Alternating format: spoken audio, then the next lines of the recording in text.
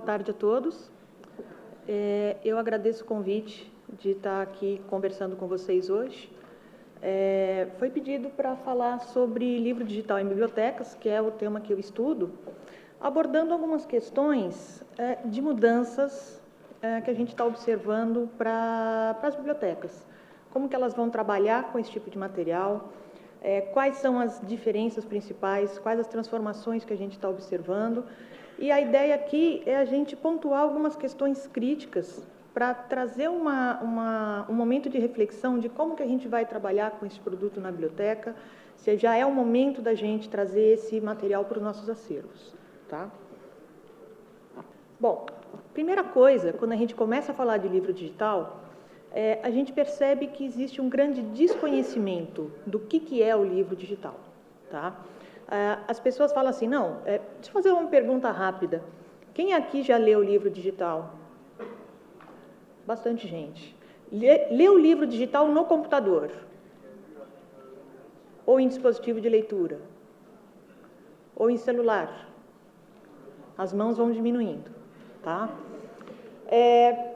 A gente tem a impressão que a gente tem total domínio do que é um livro digital, que ele é uma versão digital do livro impresso, tá? Só que não é mais apenas isso, tá?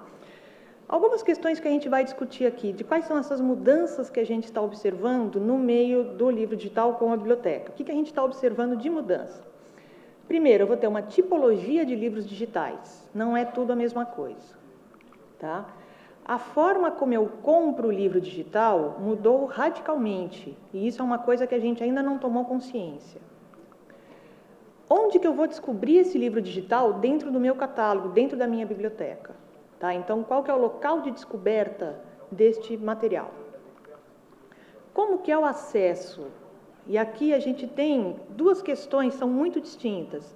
Existe o acesso à plataforma do fornecedor e acesso ao conteúdo. E eles são distintos e a gente vai entender um pouquinho mais qual que é essa distinção.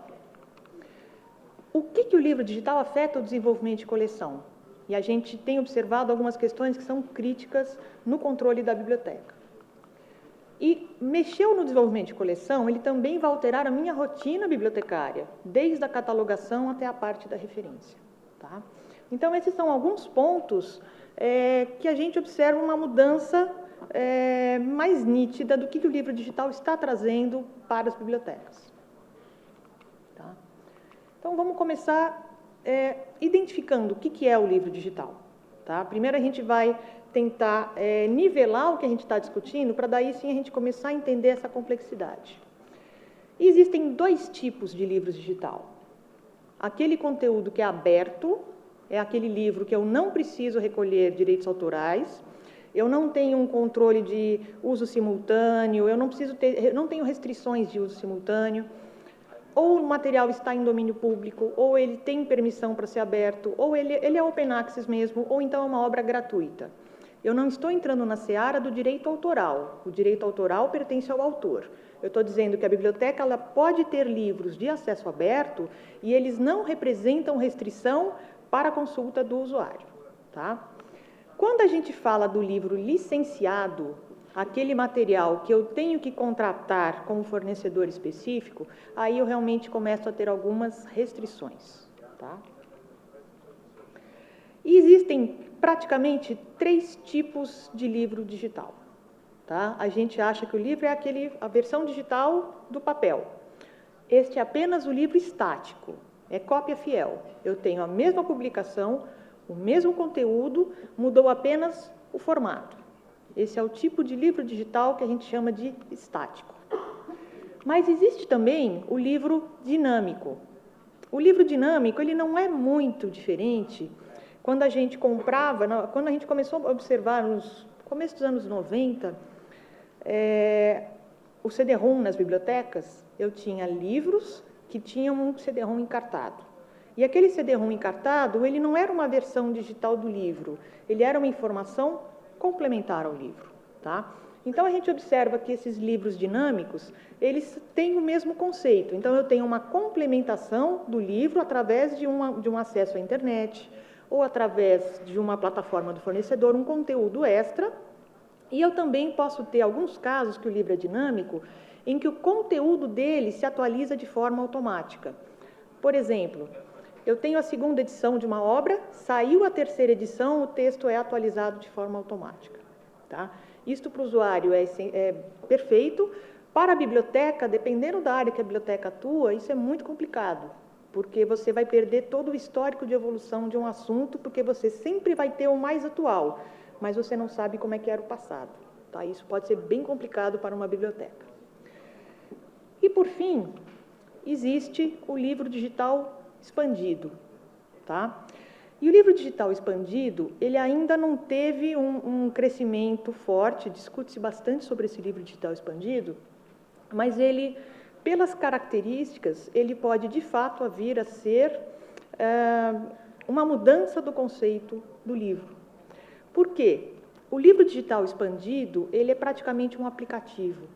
Eu tenho um conteúdo textual, mas eu também tenho, junto a esse conteúdo textual, um conteúdo multimídia, um conteúdo de interação, tenho jogos, tenho questões, eu tenho música, eu posso ter cheiro, eu só não identifiquei ainda algo que tenha tato, tá? Que tenha o sentido do tato, mas até o cheiro eu posso colocar no livro. A partir do momento que eu tenho um objeto em que ele não encerra, em que eu não tenho o limite do papel para transmitir uma informação e que eu não consigo garantir o mesmo conteúdo do papel numa plataforma multimídia, aí eu posso estar enxergando de fato a mudança do conceito do livro, porque o conteúdo ele é rico. Seria algo parecido a gente imaginar o livro no mundo de Harry Potter. Eu estou vendo um livro, eu tenho um vídeo, eu tenho um infográfico, eu tenho um jogo. Tá? Isso é um excelente instrumento pedagógico, porque você pode ter ferramentas onde a pessoa lê uma descrição de um procedimento e vê um vídeo sobre esse procedimento. Ou então, ela lê um capítulo do livro, mas ela só pode passar para o próximo capítulo se ela acertar todas as questões, porque eu tenho uma prova no meio. Então, em termos educacionais, isso é perfeito, porque eu tenho uma ferramenta de fato rica e que estimula o conhecimento das pessoas e eu posso estar com tudo isso reunido num único objeto. Tá? A questão do livro digital expandido é que ele custa muito caro, porque eu não tenho apenas o autor. Mesmo que eu tenha imagens num livro estático, eu tenho imagens fixas. E essas imagens, o autor das imagens também são remunerados por isto. Eu tenho todo o trabalho do editor, e o editor também é remunerado por isso. Quando eu estou num ambiente de livro digital, e no caso o expandido, eu começo a ter muitos participantes deste projeto, e aí o custo dele fica muito alto. Eu tenho o autor do texto, o autor das imagens, dos vídeos, dos áudios, o editor fazendo a reunião e a revisão de todo esse material, e além disso eu tenho uma equipe construindo uma plataforma que torna esse material reunido, junto e comercializado. Tá? Então, os impasses hoje para o livro expandido, eles estão centrados essencialmente na questão do custo, da dificuldade de licenciamento a um preço que seja competitivo. Então, uma das questões que a biblioteca tem que saber, livro digital não é tudo igual. Eu tenho livro digital, eu imagino que um PDF é um livro digital. Ele é um tipo de livro digital. É o tipo mais simplório que pode ter de livro digital, porque ele é uma informação estática, onde eu vou fazer uma leitura vertical com barra de rolagem, que não é uma coisa agradável para o leitor. Tá? A gente já tem formatos mais amigáveis e que exploram melhor o conceito do digital, no caso EPUB, onde eu tenho um texto e uma tela que vai se dimensionar de acordo com o dispositivo que você está usando, possibilidades de interação, marcação, localizar um texto, fazer uma pesquisa para fazer uma citação, consultar um dicionário, dar destaque. Então, isso o EPUB permite de uma forma melhor que o PDF. Mas eu tenho, na biblioteca, a possibilidade de ter esses 3 tipos de livros digitais. O que a gente encontra hoje de oferta, essencialmente, é o estático. Alguma coisa dinâmico, mas aqui no Brasil eu ainda não observei nenhum exemplo de dinâmico. Os expandidos que a gente tem no Brasil, eles são praticamente aplicativos. Tá? Eles não são comercializados para bibliotecas ainda. Tá? Aqui é uma questão que é muito polêmica, né? A aquisição do livro digital. Primeiro que eu não compro livro digital. De forma alguma, esse livro será meu. Eu vou ter uma licença de uso, essa licença ela pode ter um período definido ou pode ter um período em aberto, tá? Mas o livro digital, ele nunca será meu. Então, a gente não fala mais em aquisição, eu falo em licenciamento. O livro digital, ele é feito, o livro digital licenciado é feito mediante contratos de licenciamento da biblioteca com o fornecedor, tá? Então, a propriedade não existe. Se a biblioteca não é mais proprietária do livro, se ela não consegue garantir que aquele livro estará presente na sua coleção por um período indeterminado, isso já mostra uma grande fragilidade das instituições, das bibliotecas, tá? Porque realmente eu perdi a autonomia das obras que compõem meu acervo. Elas nunca serão minhas, mesmo que eu faça uma compra por aquisição perpétua, tá? Que a gente vai falar mais desse modelo depois, tá? Por que a gente fala que o livro digital ele não é seu? Né? Aquilo que foi discutido na parte da manhã. O livro digital ele é visto como um serviço e não como um produto. E como ele é visto como um serviço de informática, ele é regido pela lei de software, tá? Por isso que eu faço licenciamentos e eu não tenho a propriedade. Então, o livro não é meu. E outra coisa muito importante também, existem duas formas de comprar livro digital. A forma do leitor, ele vai numa livraria virtual, ele compra o livro digital e ele vai descarregar esse livro no seu dispositivo. As ferramentas das livrarias, elas não são feitas para bibliotecas, elas não têm o foco na biblioteca. Elas são feitas para o mercado do leitor, pessoa física, tá? Então, mesmo que a biblioteca decida comprar livros na Livraria Cultura, na Amazon, na Saraiva, ela vai ter que fazer o download desse material em um dispositivo de leitura e emprestar o dispositivo de leitura. E isso até pode ser uma forma da biblioteca usar o livro digital, mas não é visto como uma política de livro digital em bibliotecas. Por quê? Você tem 50 livros num tablet, ou até mais do que isso. Um usuário levou esse material, ele levou junto todos os livros que estão ali. E você não tem como saber quais foram as obras que ele leu, se de fato foi lido ou não foi lido, se ele fez anotações ou não fez anotações. Sem contar que o custo de você investir nesses dispositivos ainda é muito alto, tá? Quando a gente fala em biblioteca comprando, adquirindo livros digitais, a gente só consegue fazer essa aquisição por meio de modelos de negócios, tá? Então, livraria virtual é para a pessoa física. A biblioteca ela só pode comprar se ela for fazer a descarga dos arquivos em equipamentos, em dispositivos. E nem sempre eu consigo pegar um arquivo que está num dispositivo e transferir para outro. Depende de onde eu estou comprando, depende das minhas licenças, tá? A biblioteca ela vai fazer a aquisição por meio de modelos de negócios. E não existe um único modelo de negócio, tá?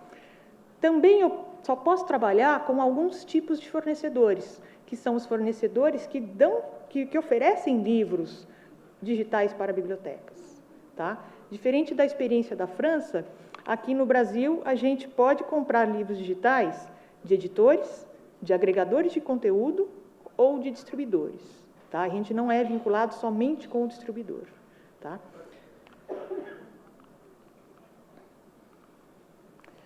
O local da descoberta do livro digital. Tá? Isso aqui também é uma questão que existem algumas polêmicas. Tá? O ideal é que a biblioteca, mesmo que tenha sido feito um licenciamento transitório, que ela coloque aquele livro no seu catálogo. Tá? Por quê? Centralize num único local para facilitar a experiência do seu usuário. Centralize num único local para facilitar a sua experiência. O seu acervo está todo descrito num único espaço. Mas eu também tenho a opção de trabalhar com a plataforma do fornecedor. Porque, por mais que eu licencie um livro digital, eu sou completamente dependente da plataforma do fornecedor. É por meio desta plataforma que eu vou fazer a leitura, e só por meio dela. Quando eu licencio um livro digital, eu não tenho o arquivo para armazenar no meu repositório. E mesmo que ele me dê este arquivo a leitura é só na plataforma dele. Tá? Então, eu tenho um caso de total dependência de plataforma de fornecedor. É fato que, se eu posso também permitir ao meu usuário que ele consulte a plataforma do fornecedor, eu vou abrir essa possibilidade. Mas é importante, tente centralizar tudo no catálogo, tá? Porque aí você realmente facilitou a reunião para o seu usuário. E para universidades ou instituições grandes, também tem a possibilidade de trabalhar com serviços de descoberta. Eu tenho no meu catálogo, eu tenho na plataforma do fornecedor, mas eu também posso permitir a descoberta do livro digital para o meu usuário por meio de ferramentas de serviço de descoberta. O acesso. O acesso, ele tem praticamente dois tipos de acesso. Primeira questão, eu tenho que garantir que o meu usuário consiga acessar a plataforma para que ele realize a leitura. Como ele depende da plataforma do fornecedor, eu tenho que facilitar com que ele chegue da biblioteca a esta plataforma. E eu também tenho acesso ao conteúdo, que são as formas que eu vou fazer o licenciamento, que vão garantir ou não a simultaneidade de acesso na hora da consulta. Tá? Então, eu tenho um conjunto de usuários, onde eles podem ter acesso às plataformas, ou pelo meu catálogo, ou pelas plataformas dos fornecedores, e aí, dependendo da quantidade de fornecedores que eu tenho, é uma plataforma por fornecedor, tá? Ou então, os serviços de descoberta.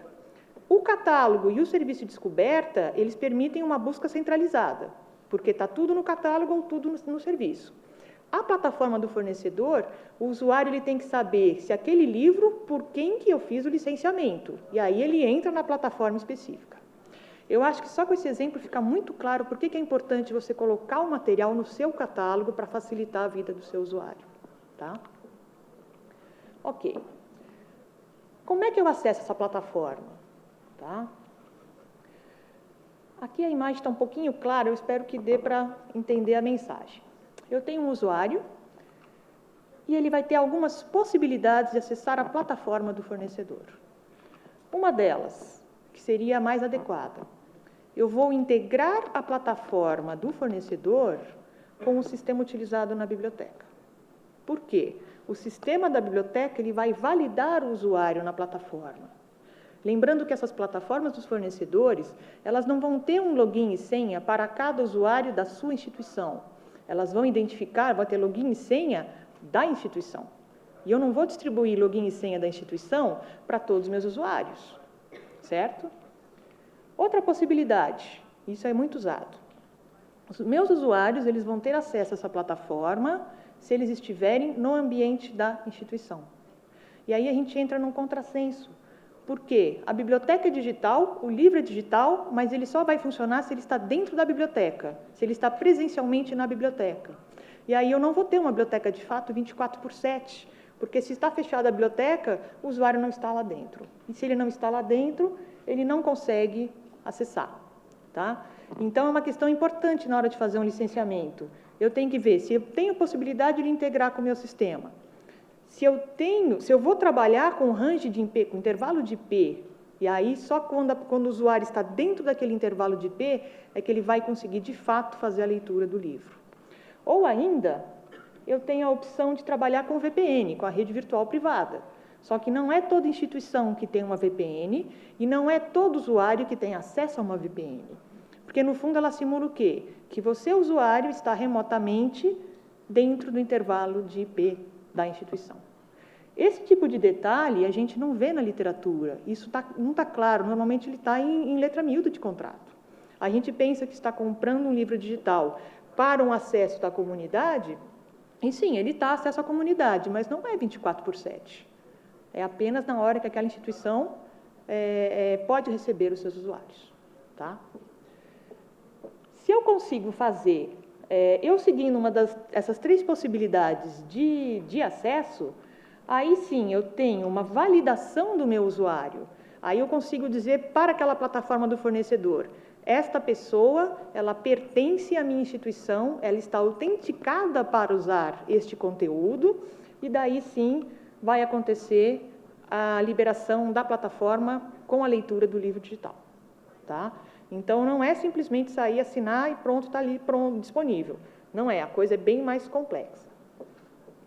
Esse daqui é o acesso à plataforma. E aí eu vou ter o acesso ao conteúdo, que também tem que ser negociado no momento do licenciamento. Existem praticamente 4 formas de eu trabalhar com acesso a conteúdo. E esse é o mais comum, tá? É o único. Ou seja, um livro, um acesso, eu não tenho simultaneidade. É como se fosse um livro em papel, um livro impresso. O livro foi emprestado, enquanto ele não volta, eu não vou emprestar para outro, tá? Os livros digitais, eles trabalham principalmente dessa forma. Eles partem do princípio que a licença é acesso único. Existe, porém, outras possibilidades, tá?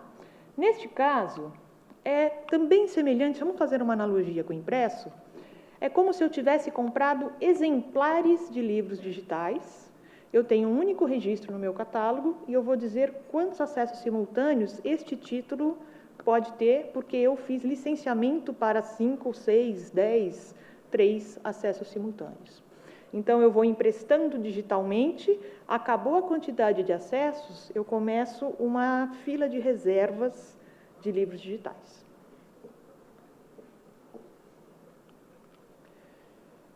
Essa quantidade foi a que foi dita na parte da manhã, né? No caso da França, são 50 acessos.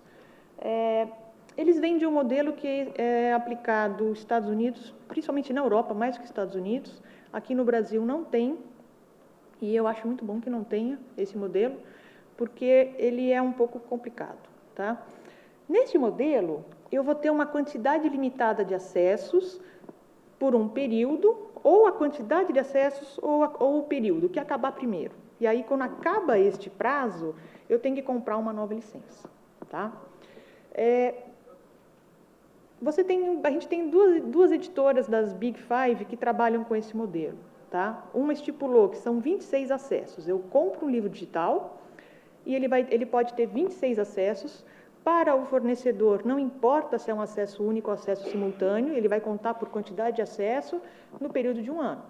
Acabou a quantidade, foi usado 26 vezes, eu tenho que fazer mais um licenciamento, tá? E uma outra editora, se não me engano, a Chat, ela trabalha com 52, ou seja, 52 acessos em 2 anos. Então, é a mesma proporção. Eles chegaram a este número, eu nunca consegui localizar estudos que norteassem como que eles chegaram a essa quantidade de 26 acessos, tá? E as explicações que eu localizei falavam assim: olha, 26 vezes a gente fez uma pesquisa e a gente chegou à conclusão que os livros, um livro sobrevive a 26 empréstimos. Depois desse prazo, o livro ele não tem mais condição de ser emprestado, porque ele já estragou fisicamente, e a biblioteca teria que comprar um novo exemplar. Esse entendimento, para mim, não faz muito sentido, tá? Porque é lógico que depende de uma série de fatores para eu saber se o livro ele tem condição de ser emprestado ou não. Depende da qualidade do livro, depende do uso que é feito, do tipo do usuário que está acessando aquele material. Então, é uma coisa muito difícil eu falar que, olha, um livro aguenta ser emprestado tantas vezes, tá? A gente tem casos de livros que estão no acervo, que eles circulam muito e eles ainda conseguem circular bastante, tá? Então, fica uma questão um pouco, para mim, muito duvidosa de como chegaram a esse número 26, tá? O fato é que, na Europa, a gente tem observado esse tipo de modelo de acesso, de contratação, porque teve o caso da França, que foi dito hoje pela manhã, agora também foi dado o exemplo da Alemanha, tá? Então, eu contrato uma obra e ela vai valer por X acessos ou o tempo, o que acabar primeiro, tá? Aqui no Brasil ainda não tem, eu espero que não tenha. E acesso ilimitado. Acesso ilimitado é o sonho, né? Eu vou comprar um título e este título está disponível no meu catálogo e ele vai poder ser acessado a qualquer momento pelos meus usuários identificados, que sempre fique muito claro que quando a gente fala de livro digital, E mesmo bibliotecas, só vai levar um livro emprestado à biblioteca aquele usuário que é registrado. No digital não muda isso. Tá? E eu acho que entra um pouco aí também o temor dos editores com as bibliotecas, porque eles acham que a pessoa vai entrar no site da biblioteca e vai pegar os livros emprestados. Não, ela tem que ter um vínculo com a instituição antes, ela tem que ser registrada na biblioteca. Tá? Depois ela não precisa estar presencialmente lá, mas os empréstimos só são liberados para usuários registrados com período de validade. Então, o acesso ilimitado é perfeito. O livro nunca vai estar emprestado, vai estar sempre disponível. Qualquer pessoa que chegar no meu catálogo vai poder consultar. É claro que, de acordo com o modelo que eu escolho, isso vai refletir diretamente no meu contrato de licenciamento. Talvez eu não precise de acesso simultâneo para todas as obras. Eu posso ter títulos que eu vou ter acesso monousuário, posso ter títulos que eu preciso de uma quantidade maior, mas eu não preciso que seja ilimitado, e eu posso ter títulos que eles são muito consultados, e aí eu posso fazer uma contratação de limitado. Então, tudo depende do conhecimento do meu público e o que eu preciso fazer de investimento para garantir a oferta de conteúdo aos meus usuários. Licenciamento. Outra questão importante. Quando eu vou comprar um livro, papel, eu peço para o meu fornecedor, eu consulto catálogos, eu consulto especialistas, eu escolho os títulos que eu quero. Tá? Aí eu vou fazer uma escolha, eu vou cortar, vou selecionar isso de acordo com a verba que eu tenho disponível, de acordo com o meu orçamento, e eu vou fazer a aquisição dos títulos que são pertinentes ao meu acervo. Tá? Com o livro digital, isso nem sempre acontece. Por quê? Eu posso comprar livros avulsos? Posso, eu não tenho... Quer dizer, eu posso até ter alguns impedimentos. A gente tem casos de fornecedores que eles não vendem livro para a biblioteca. Tá? Eles têm uma política adotada de não vender. A gente tem observado que já existem flexibilizações, que já não tem mais um movimento tão radical quanto já teve. Mas, ainda assim, não são todos fornecedores que querem vender para a biblioteca ou que estão preparados ou que oferecem livros digitais para as bibliotecas. Quem oferece o título avulso, normalmente ele faz por um modelo de negócios que é a aquisição perpétua, onde eu vou ter apenas um acesso, não vou ter acesso simultâneo, e o custo é altíssimo. Quando a gente fala de custo alto, a gente tem relatos de casos em que um livro ele pode custar 300% mais caro que o papel. E aí você se questiona, será que vale a pena eu investir 300% mais caro num título que eu posso comprar em papel? Né? Então, é caro porque os editores não têm interesse, os fornecedores, não vamos generalizar no editor, os fornecedores não têm interesse em comercializar porque para eles é um grande risco. Tá? Isso são os avulsos. A outra possibilidade são pacotes.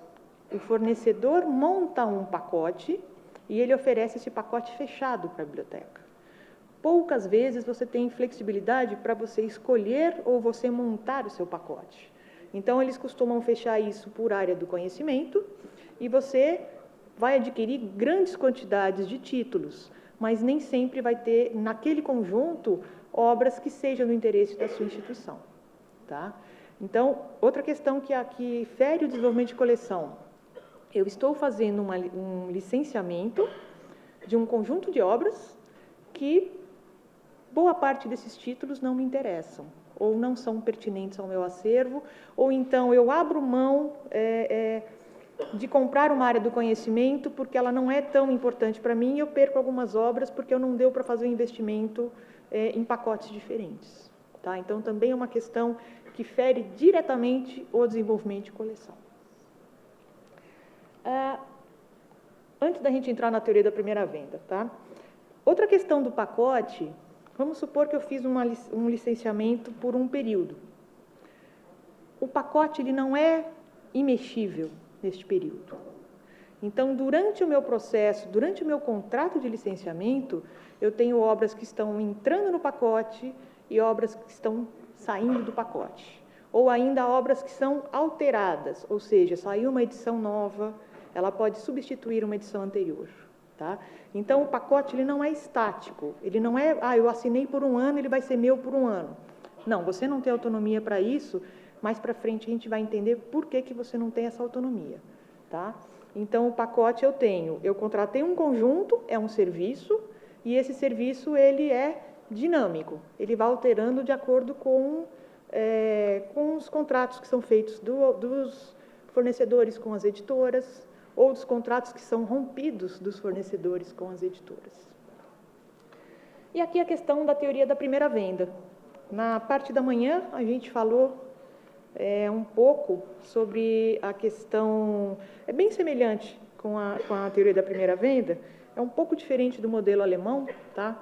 Mas eu acho que é uma questão que é muito importante da gente ter ciência na hora em que for fazer um licenciamento de livro digital para a nossa biblioteca.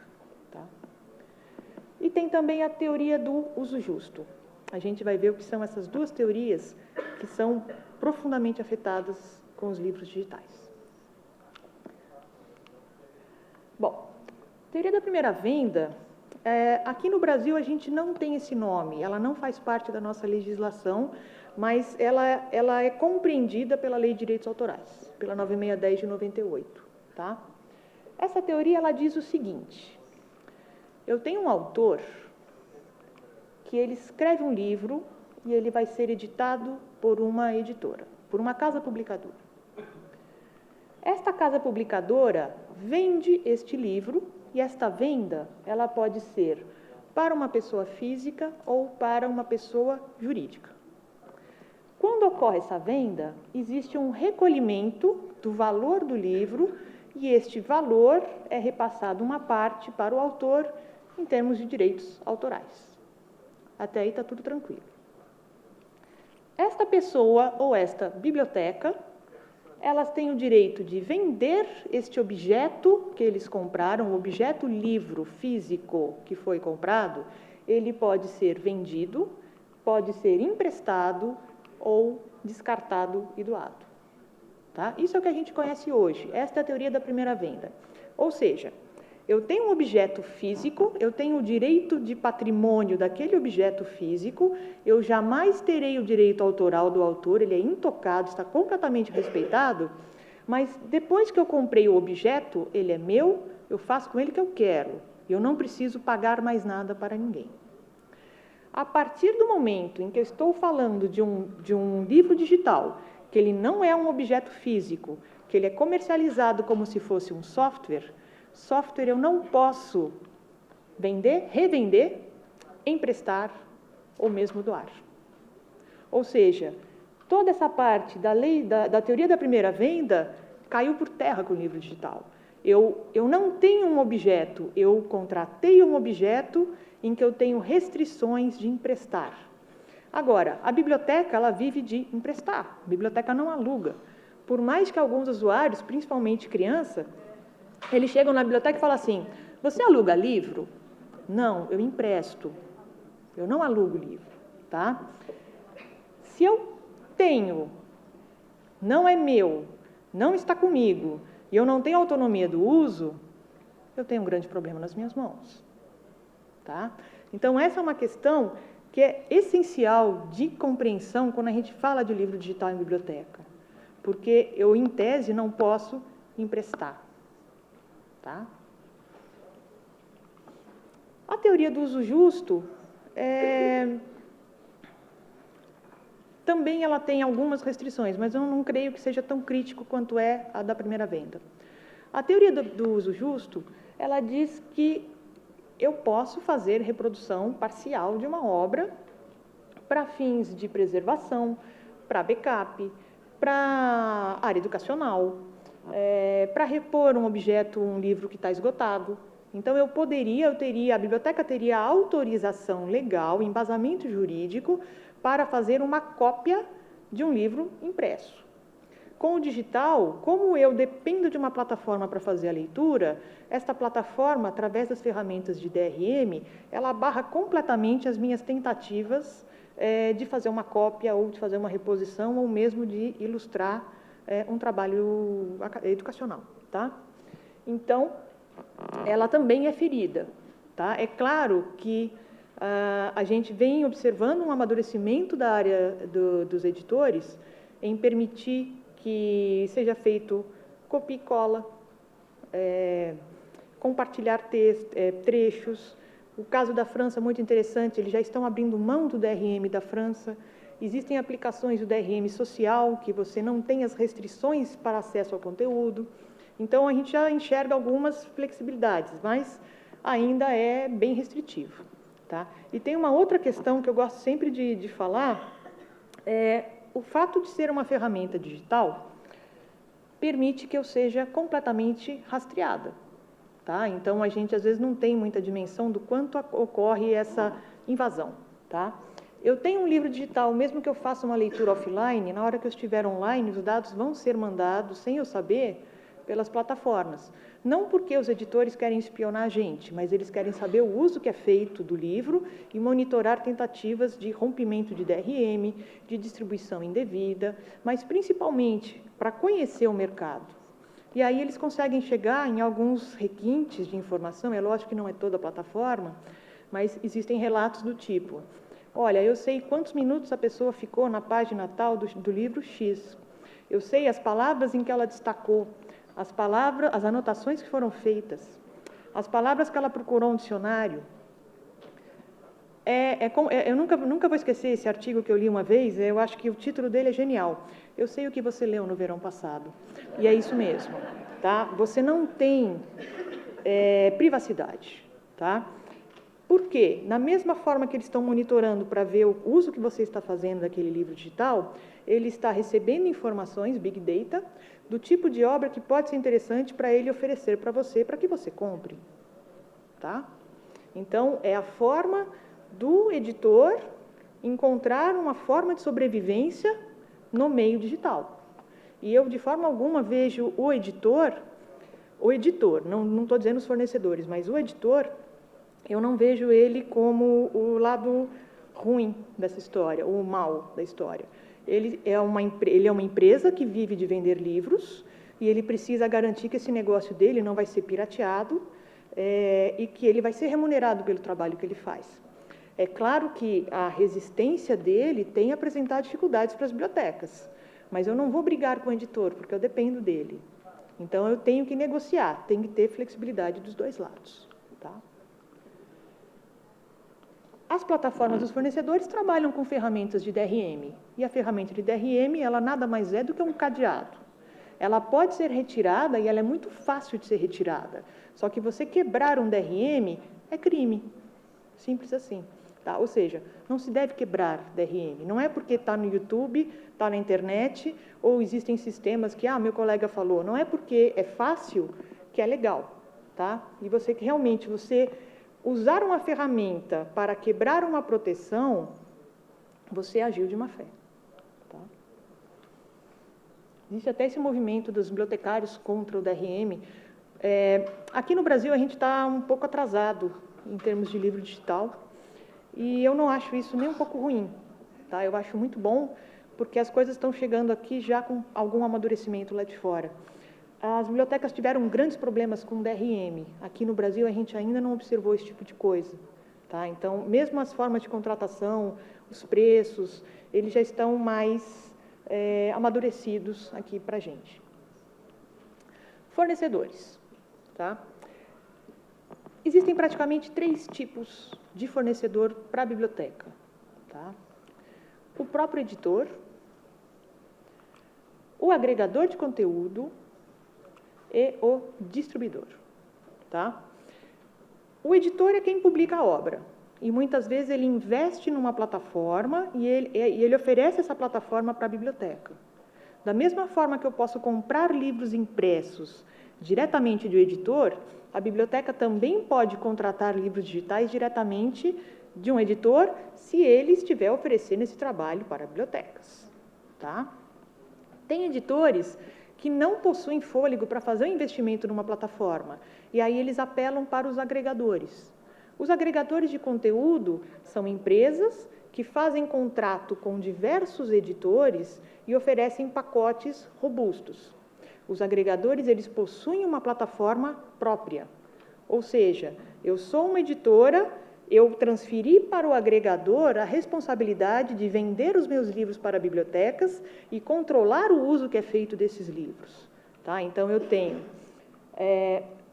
editores e agregadores com plataforma própria, sempre plataforma proprietária, com seus DRMs proprietários, porque cada um cria o seu DRM, e só os distribuidores que não possuem plataforma. Ou seja, o distribuidor é aquela terceira parte que vai simplesmente vender ou o que o editor tem para te oferecer ou o que o agregador tem para te oferecer. E ele entrega isso com acesso na plataforma de quem você contratou. Tá? Então, ele de fato é um intermediário. A gente tem algumas editoras já oferecendo para o Brasil, alguns agregadores, a tendência é trabalhar com agregadores porque é mais cômodo para a biblioteca. Eu vou ter um agregador que ele vai trazer uma carteira de editores com uma oferta de títulos maior. Tá? E distribuidores também já temos alguns, mas ainda muito tímido. Normalmente o distribuidor é o distribuidor do impresso que está começando a entrar na área do digital. E aí os modelos de negócios, tá? E aqui realmente, nesse aspecto, acho que a gente no Brasil está um pouco atrasado ainda, porque a gente trabalha com apenas 2 modelos de negócios, né? E também a gente vê, tudo que a gente vê no livro digital, ele não é uma coisa única, né? Então a gente vê forma de acesso, plataforma, conteúdo, acesso à plataforma por IP, por software, por VPN, acesso ao conteúdo, simultâneo, não simultâneo, quer dizer, tudo é dúbio no livro digital, né?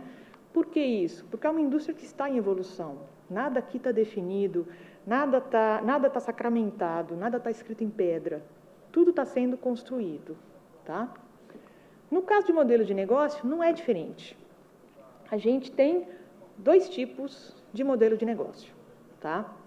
O modelo de negócio perene significa o quê? Eu não tenho data para expirar. Ele é meu enquanto durar.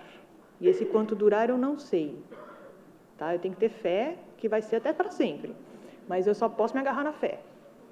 E aqui a gente tem um modelo que existe no Brasil, que é o aquisição perpétua. O aquisição perpétua, ele tem um nome duplamente errado, porque ele não é aquisição e não é perpétuo. Tá? O aquisição perpétua, ele tem uma característica. Eu escolhi o título, eu comprei, eu licenciei aquele título e ele é meu enquanto durar. Tá? Ele custa muito caro, é o caso dos 300% a mais, e ele vale a pena eu comprar por aquisição perpétua se eu quero, primeiro, ter uma garantia um pouco maior de que esse livro vai durar no meu acervo, uma preservação de longo prazo. Isso vale para obras que têm acesso recorrente, obras básicas no meu acervo, que eu tenho que garantir que eu vou ter. Tá? E os modelos transitórios. Tá? Aqui no Brasil, a gente só usa assinatura. Só tem 15 minutos. Tá? Modelo de assinatura é parecido com um periódico. Eu vou lá, eu contrato um pacote, nem sempre eu consigo escolher os títulos, tá? Eu contrato um pacote e ele vai durar por um tempo que costuma ser de 1 ano, mas tem casos de 3 anos, 5 anos.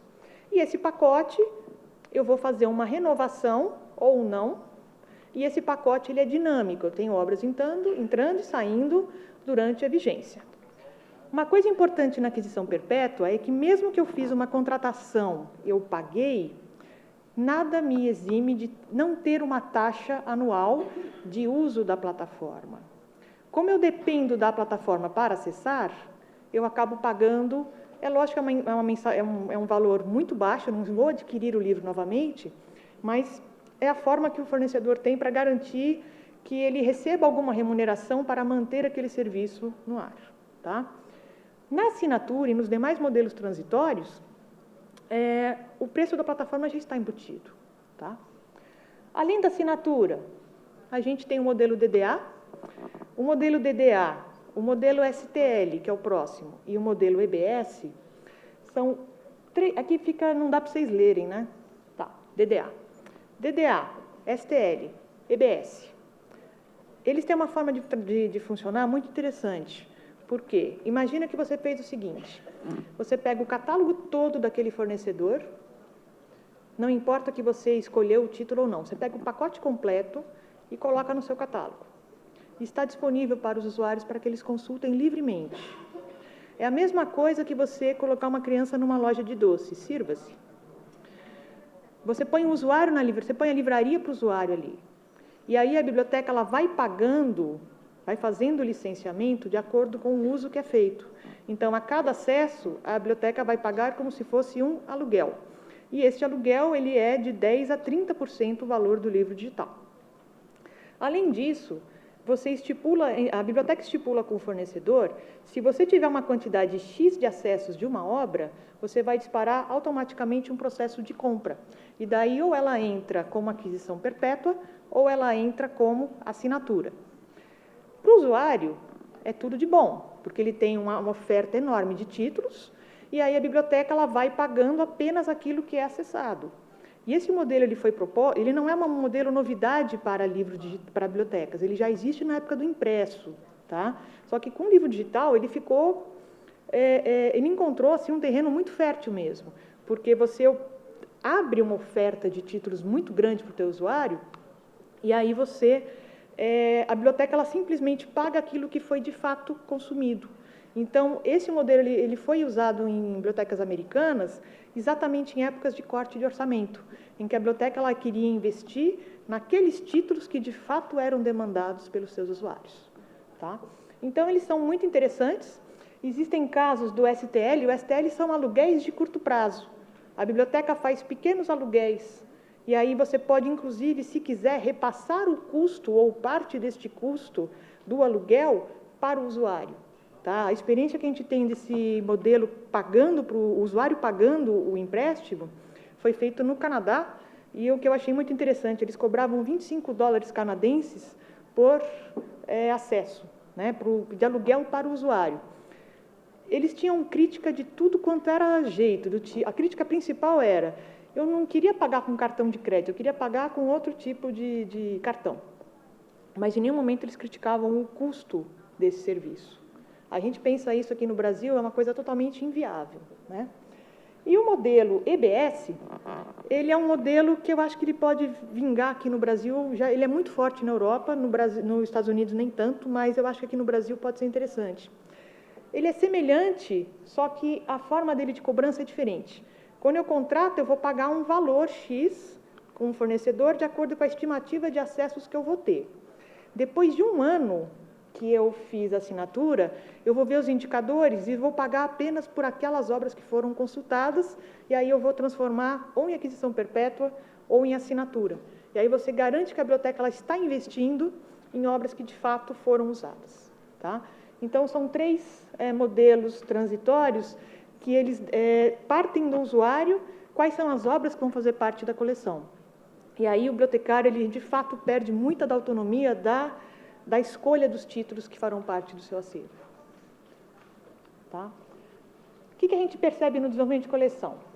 Primeiro, é muito bom, o acervo ele é atualizado de uma forma muito rápida, com as obras entrando e saindo, e isso exige de mim uma atualização de catálogo muito forte.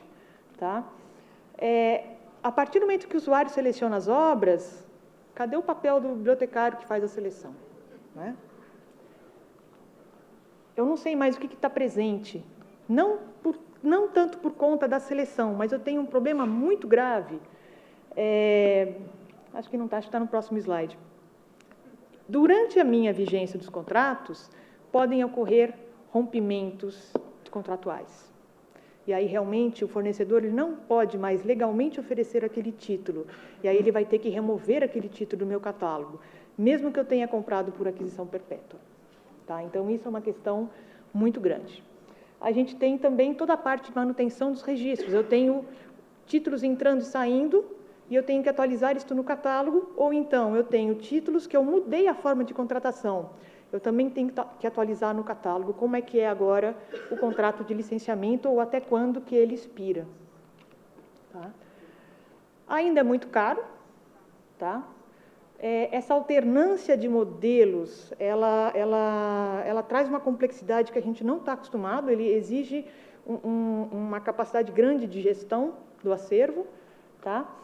E eu dependo do serviço que cada fornecedor oferece na sua plataforma, então eu não consigo garantir que, olha, sempre vão estar esses serviços oferecidos, tá? Então você também, você não tem domínio do que você vai oferecer, cada fornecedor vai ter o seu pacote, tá? Livro esgotado.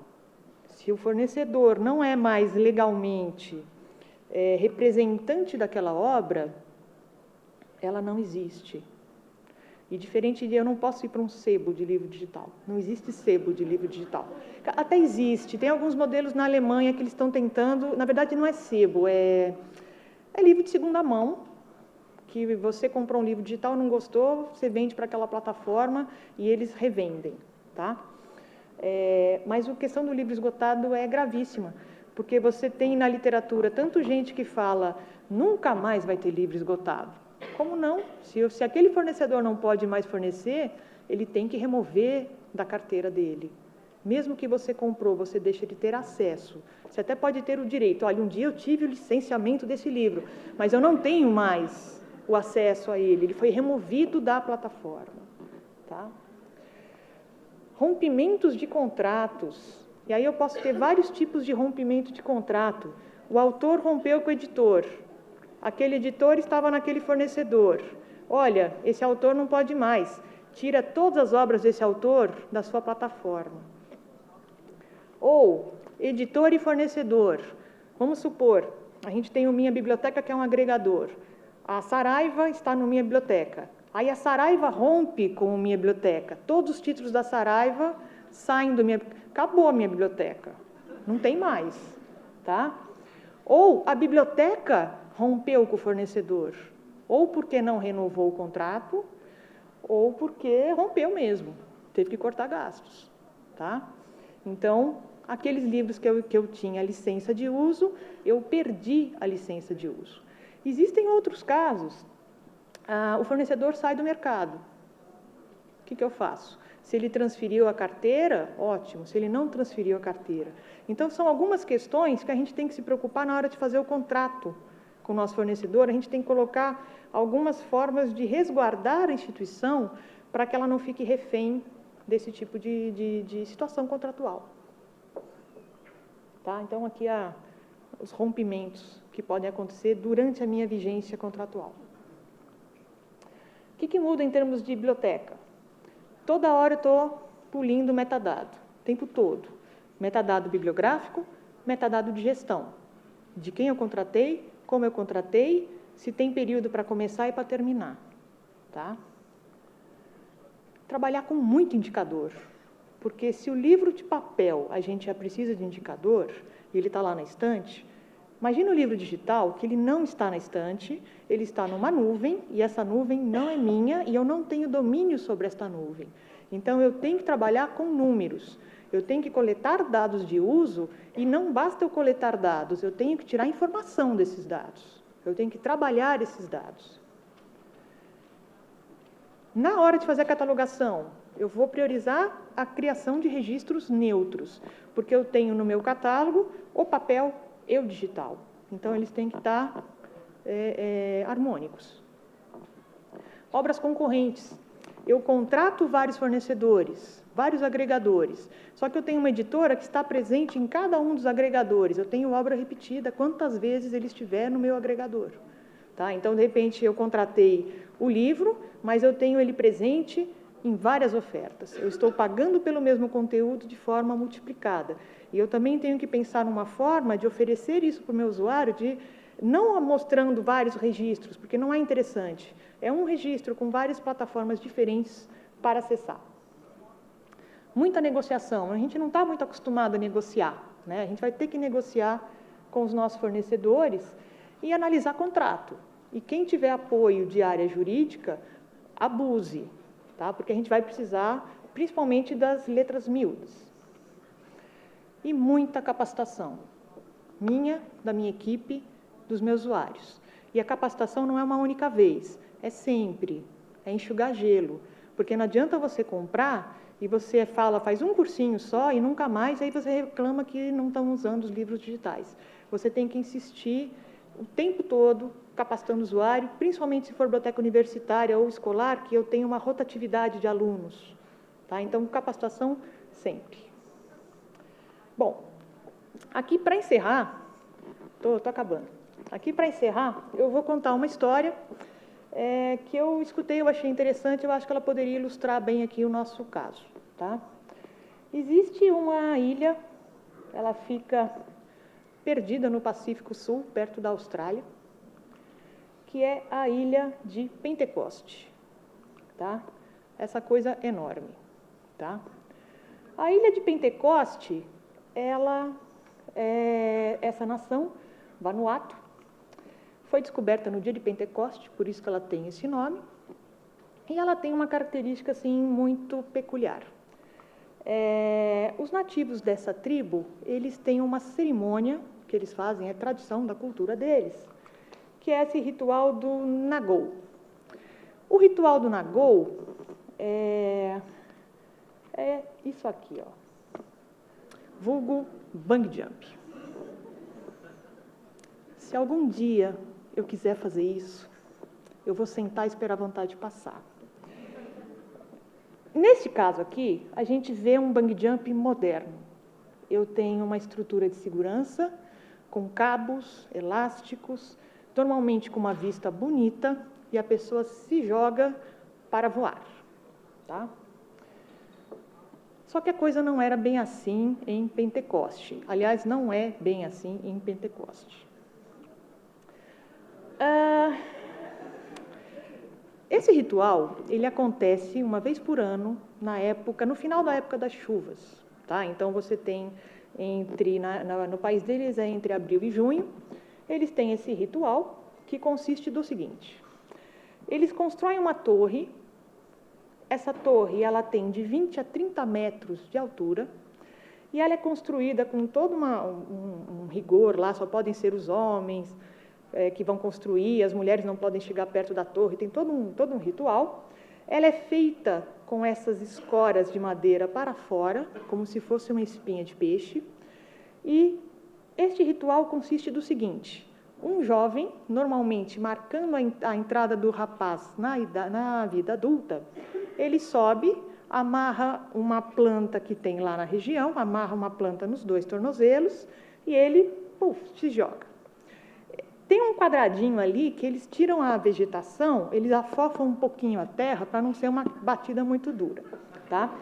E essa seiva que eles colocam no tornozelo, ela é calculada assim de uma forma muito científica. O mais velho da tribo olha para o rapaz e puxa uma seiva e fala: é com essa que você vai. Ela não pode ser muito curta, porque senão ele vai bater na espinha, nos troncos. E se ela for muito longa, ele vai se esborrachar no chão. O objetivo aí é você bater o ombro nesse espaço de terra afofada. Tá? Além de ser um ritual de passagem da puberdade para a fase adulta, eles também fazem isso para garantir que eles vão ter uma colheita de inhame. Tem que gostar muito de inhame para fazer um negócio desse. Pois bem, a pessoa pula de 20 a 30 metros de altura. Ele consegue chegar a 72 quilômetros de velocidade na queda. Tá? É uma coisa assim muito tecnológica, tá? Visualmente é claro que ele pula e aí você tem toda uma estrutura de apoio, né? Tem também o fato que eles pulam pelado, mas eu não quis pegar foto que mostrasse muito isso, que eu acho que era muita informação. Então a pessoa pula, tá? Se a pessoa chega bem lá embaixo, muito bem, você agora é um homem e você garantiu que a nossa colheita do inhame vai ser legal. Se a pessoa não chega bem, eu acho que ela não tem muita história para contar. Até aí, gente, tudo bem. Esse ritual ele foi filmado pela primeira vez na década de 50 pela BBC. Passou um período, a Rainha Elizabeth foi visitar a ilha de Pentecoste, isso no ano de 74. Ela foi com o príncipe Philip. E aí resolveram fazer a cerimônia do Nagol para impressionar a rainha. Só que não era a época do ano certa. E daí o rapaz, coitado, se estatelou. Por quê? Existe uma época para você colher aquele caule, eles têm que ser no final da época de chuvas, onde aquele caule está cheio de seiva, que garante elasticidade. Fizeram um negócio na época da seca, o caule não tinha elasticidade. E aí, de repente, o que era para ser uma festa, coitado do homem se estatela na frente da rainha. Tá? Dá para imaginar que não foi muito legal e que não deu muito certo essa exibição do Nagol para a rainha. Aí vocês devem estar pensando, o que isso tem a ver com o e-book? Tudo. Planejamento. Não adianta você fazer um negócio, você querer impressionar os outros, se você não está preparado, se você não tem as informações necessárias, se você não sabe como é que a coisa funciona, se você não respeita os limites que você tem por conta dos fornecedores, e aqui no Brasil a gente não tem muito fornecedor ainda, tá? Então, eu tenho que ter planejamento na hora de incluir livro digital. Eu ligar para um fornecedor e assinar um contrato e pagar, fazer o cheque, é a coisa mais fácil que pode ter. Só que se você não pensa direito, você vai desperdiçar esse dinheiro, você vai atrapalhar o serviço da biblioteca, você pode prejudicar a imagem da biblioteca. Então, pode ser uma coisa que você faz lindo para aparecer na foto, mas não vai surtir o mesmo efeito, tá? Então, eu tenho que pensar como é que vai ser essa minha seleção, quais são os fornecedores com os quais eu vou trabalhar, qual o modelo de negócio que eu vou trabalhar e se eu vou trabalhar com alternância desses modelos. Tá? Então, a gente não pode ir na euforia, não pode ir no oba-oba, porque senão realmente a conta pode ficar bem cara no final. Tá? Como que eu vou permitir o acesso? Se vai ser simultâneo ou se não vai ser simultâneo? Como que eu vou divulgar isso? É fundamental, porque se você não divulga, não existe. Se não existe, não usa. Se não usa, dinheiro jogado fora. Tá? Como que eu tenho que ter planos de ação para capacitar a minha equipe e meu usuário e acompanhar muita métrica, tá? Avaliação constante. Realmente, gente, assinar o cheque para contratar é a coisa mais fácil que tem, mas é muito básico fazer isso, tá? Bom, meu tempo esgotou, né? Então, eu agradeço e fico à disposição. E agora a gente vai ter perguntas, né? Obrigada.